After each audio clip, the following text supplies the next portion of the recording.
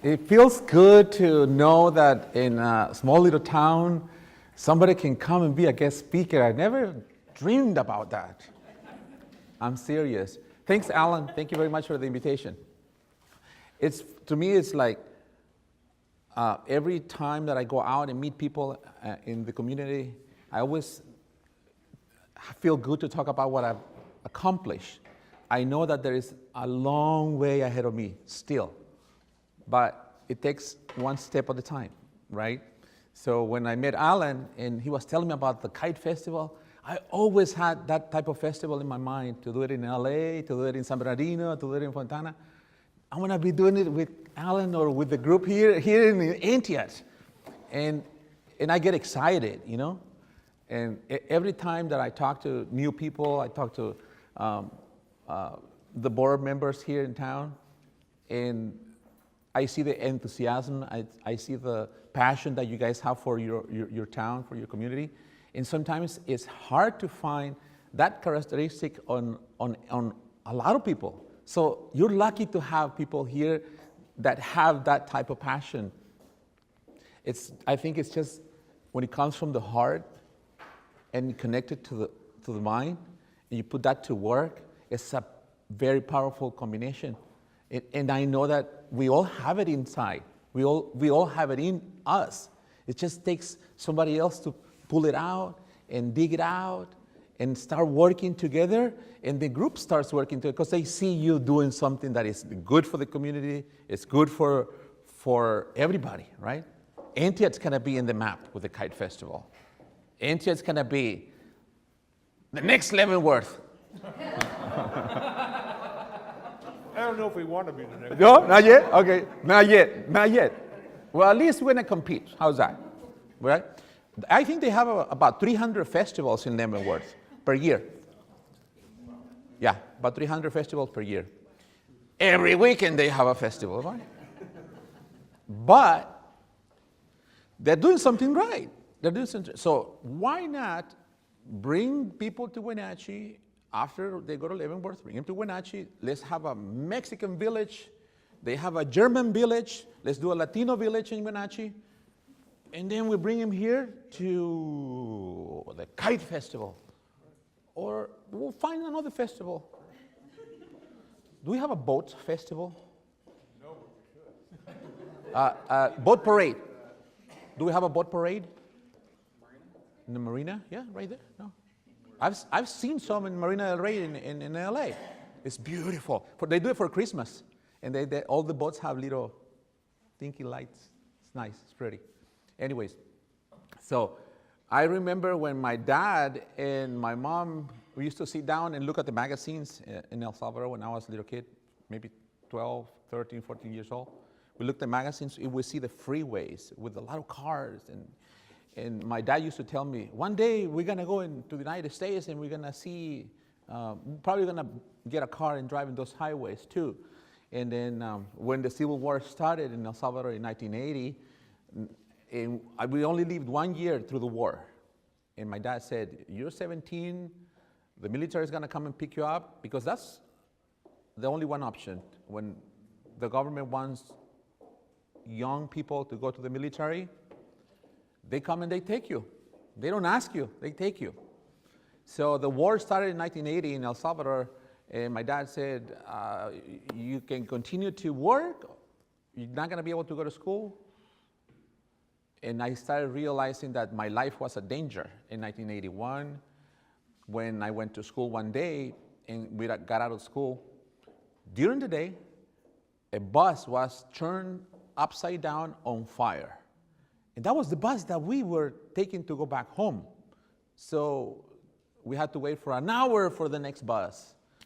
And then some people decided to take rides, to just jump on somebody else's pickup and go home somehow. Some people will walk. Some people will wait for the next bus. The transportation industry started to disappear. They didn't want to take the chance to get their units burned, right? So you couldn't go to school, you couldn't go to work. So I remember one night, I was studying at night and working during the day, The military came to our school. No, the guerrillas came first to our school. And they pulled a whole bunch of people out of the classrooms and went to the basketball court, and they made us sit down, and they had a whole bunch of different guns. I don't even remember the names, but they say, you have to learn how to use these guns. And they will like pull them apart and make this noise, and I still remember the noises. You have to learn this because we're going to come and get you. You're going to come with us. That was the guerrilla, the leftists, right? And then they will leave, they disappear, and 5 minutes later, the military will come and look for them. And they will point at us, are you one of them? Did you see them? Did you know where they went? You know, they're asking us, and like, I don't want to say what happened to me, but I think I was like frozen. And I told my dad, do you really want me to go to the United States? That's when we decided. I want to go meet Mickey Mouse, you know. I'd rather hang around there. So that was my goal, come to Disneyland. And say hi, how are you, to somebody in English. That was my goal. I learned that really quick. So I moved to Los Angeles in 1981, and like everybody else, we struggled, you know, through 3 different borders, and we came to Tijuana with our visa to Tijuana, okay? And then we find a creative way to come across. It was not that hard. It was not that hard in 1980, 81. We walked through the desert, maybe like an hour. We rested. And then we were hiding in the bushes because helicopters were flying on top of us. It was scary. You could hear noises sometimes, like maybe snakes, I don't know. And we walked again for a little bit. Some people had water, some people didn't have water. We found a little puddle. Sometimes we thought it was a river, and it wasn't, and we just drank water out of there because we were thirsty. But those are memories that I keep in my mind, you know? And I share this with you because now I'm here thinking, okay, what can we do to bring the Latino community to Antioch to enjoy the Kite Festival, to enjoy other entertainment activities that you have here for our families? Well, trying not to delete these files from my brain, it's like, okay, I need to connect my community. I know what their struggles are now, and I know what their struggles were before they got here. Poverty, political problems in our own city, state, or country, because the problems from the Mexican community are different from the Salvadorian community. In 1980, from the 80s to the 90s, 1 million Salvadorians ran away from El Salvador.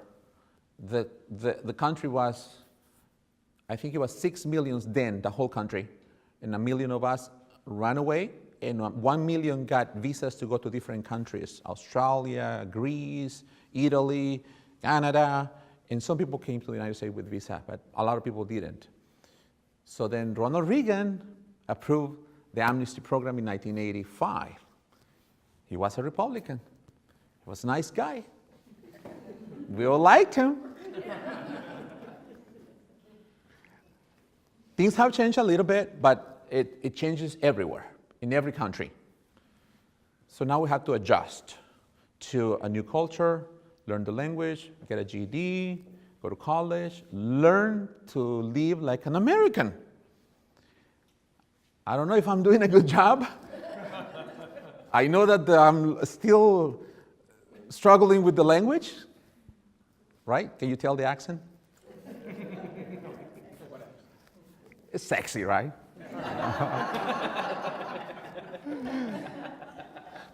So to me, it's like, okay, I need to teach my community not to be like me, but to be like the rest of the community. Learn the language, go to college, get a high school diploma or GED. We have a program at the Wenatchee Valley College. I'm announcing it on my magazine, but it's just the process. Some people think that they're going to come here, work 3, 4, 5 years, save some money, send it to the country, whether it's Mexico or El Salvador, and then build a house and then go back. That was a dream before. People establish their roots here. They bring their kids when they were little, or they have kids, they were born here. They're not going back. They're not going back. Establishing the roots, this is their new home. So now we have first generation. There are Spanish speaking mostly, some English, and we have second generations. Are born here, speak English mostly, some Spanish. So we have first generation, second generation Hispanics. So now we need to start learning on how do we attract both cultures, because that's the second culture of the Hispanic culture. And then start working with everybody else in the community. I have been working in the radio industry since 1988, just part-time, and then doing something here and there, internships. In 1991, when I got my first part-time job, it was somebody from Mexico that had a full-time position, and I was learning, and he said, I'm gonna go on vacation, can you please tell the manager that you're ready now to cover me for 2 weeks while I go to Mexico to visit my family. I didn't know he was undocumented. I already had my amnesty. I was happy. So he couldn't come back. So I ended up with his job. And I became from part-time intern to full-time employee. I didn't know he wasn't going to come back. But see, those are the struggles that some of our people in our community go through. And if we're not prepared, the opportunities will come. And if we're not prepared, then we will fail whatever opportunities arise. Now I'm thinking, what do I do to help our community to take advantage of the opportunities? We have a lot of opportunities here to learn the language, go to college, graduate, become an influential person in our community. So becoming a radio news reporter, becoming a radio news producer, becoming a TV reporter in LA. I worked 2 years as a news reporter in LA, and then in the small community in Fontana, California. Then I moved here. There is no TV stations in Wenatchee. Well, there is one now, but in English. So I'm like, okay, we need to make that transition so that I can be somebody here. I found the Chamber of Commerce, the Hispanic Chamber of Commerce, but I didn't know it existed, because I went to Shiloh first to the regular Chamber of Commerce, the Hispanic and the regular Chamber of Commerce. So they told me, Rafael, we need somebody like you to help us build a bridge between the Hispanic Chamber of Commerce and the regular Chamber of Commerce. We're working separate. We're both working like two different entities, but with the same goals. So please help us build that bridge. So here I go. I sign up to become a member for the Hispanic Chamber of Commerce. 2 months later, they make me a board member. And then, like a month later, they ask me, can you be the president? That's the way it goes, isn't it? Alan, this is a very rewarding experience for me. Not everything was beautiful. Not everything was beautiful, but like in every relationship or in every opportunity that where you find a job, you're always going to find ups and downs, always. So the trick or the formula here is like how to handle challenges, right? How to overcome challenges. My biggest challenge becoming the president of the Hispanic Chamber of Commerce was that I needed to gain some leadership skills that I was lacking of. And dealing with different personalities and different, even, I will say, even people that are passionate about the community, they're tired. Or they have a full-time job and they're limited with their time. So finding time and finding the leadership skills to improve on myself and on the group, it was a big challenge for me. But we also did a lot of great things. We improved our gala fundraising in the first year that I came on board. We improved on the number of board members. We recruited 10 brand new board members in our Chamber of Commerce. So there were some little things that were good. We did a business expo at the Pybus Market. It was very well attended, sponsored by Pepsi, the Weinstein family, and it was successful. So I believe that there's a lot of things that I have done good in my past. I think that I want to do more good things now, in the present, so that we have a great future ahead of us. I know that with our conversations that with Alan and I have had, is my 2 years of going to North Central Washington Hispanic Chamber of Commerce College, it was a great learning experience. I can bring some of the skills with radio, with news reporting, and I feel very strong about sales. Feel very strong about selling. And when it comes to sponsorship, I think that you need somebody that can help you lead a very small committee, maybe 2 or 3 people, to go out to the sponsors. Wayne said, bring a sponsorship level that is 5 years. 5 years. Town Toyota Center, I think it's 5 years sponsorship to have their name on that center. And they renew it every 5 years. And I don't know how much it is, but I believe it's over $25,000 a year. Yeah.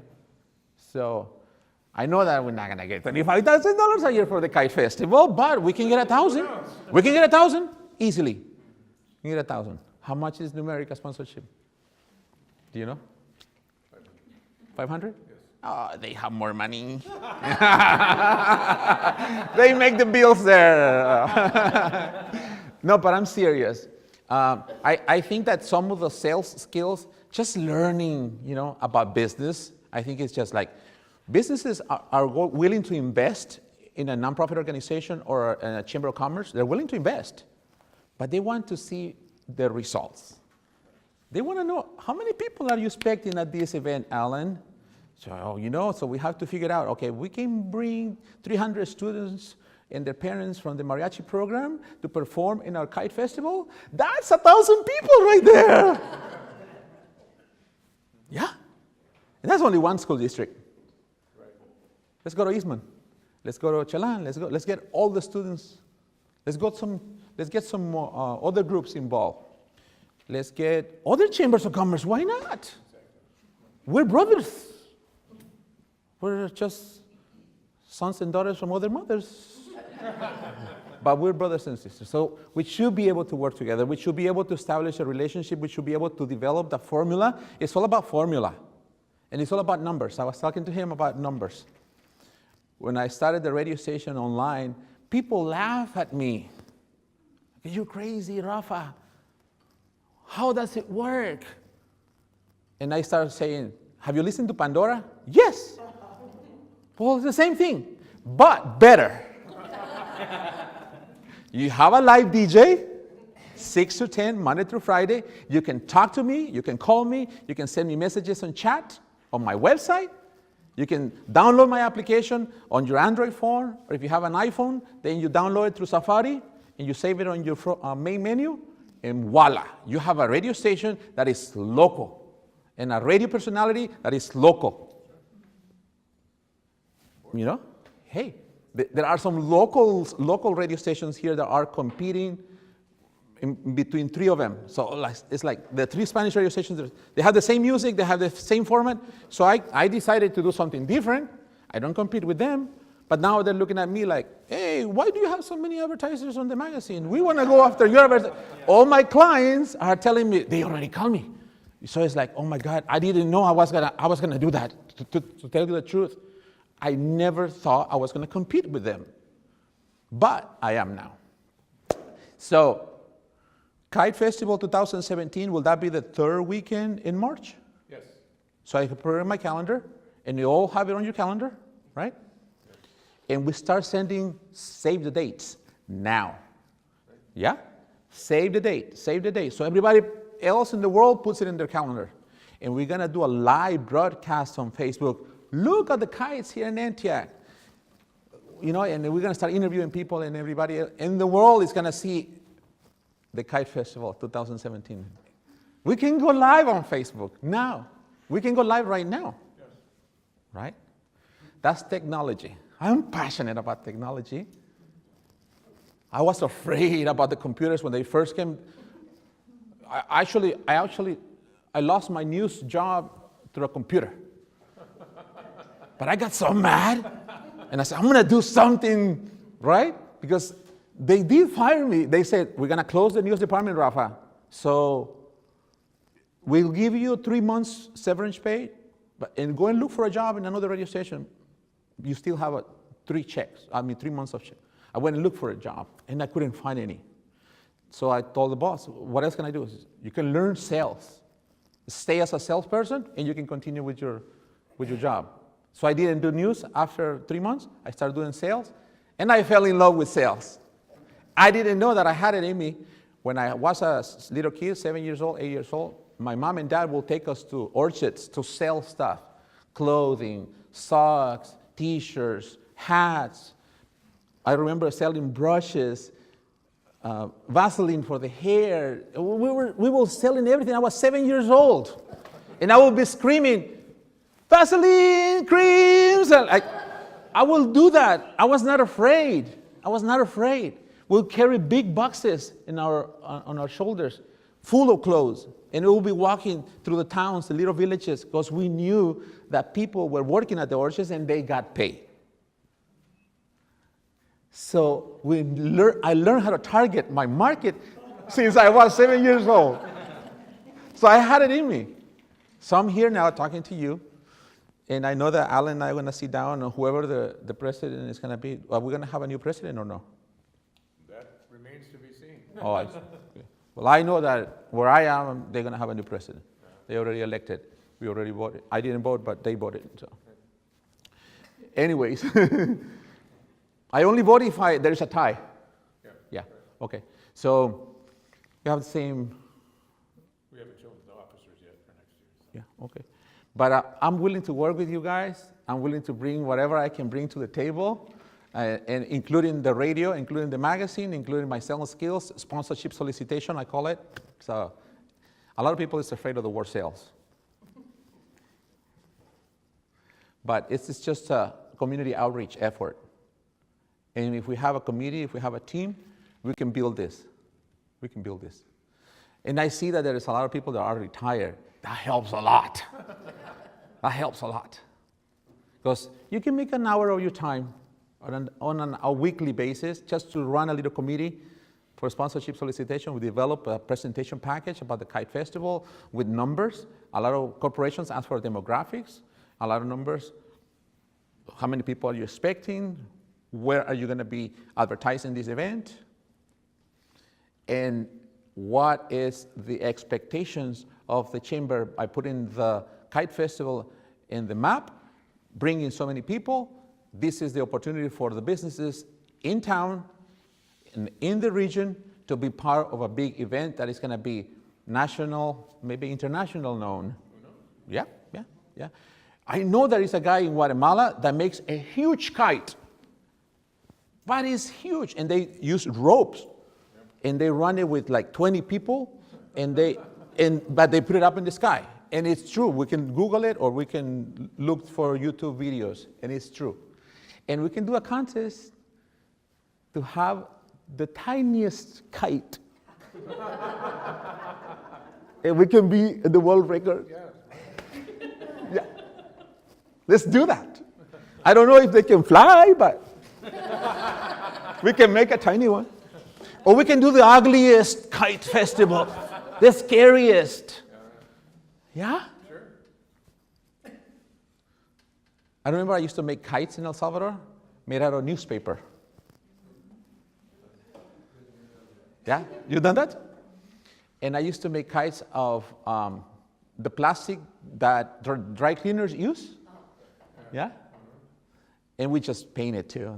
We'll paint the flags or whatever characters we wanted to paint. So I have a lot of things that I can tell you, but I think I'm going to run out of time.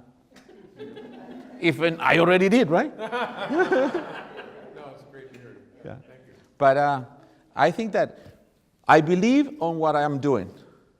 I believe Spanish radio is a need here in town.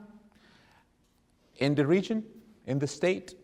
I believe that being bilingual and being bicultural, not that I'm American culturalized yet, but I'm working on it. So I'll hand out my magazine so you guys can see it. Can you pass it around? And if you need extra, let me know. I have more in my car. And here's my card also for the Hispanic Chamber of Commerce. You can reach me. My magazine has my name, has my phone number, has my email, my website, and I'm on Facebook, and I have Twitter, I have Instagram. Technology is like fascinating. And I would like to get to meet all of you. Can you please, to the count of 3, tell me your name? 1, 2, 3. Somebody did, huh? So, yes, please, I'd like to get to know each one of you. Send me a little message, say, hey, Rafa, I like it, I don't like you, or whatever.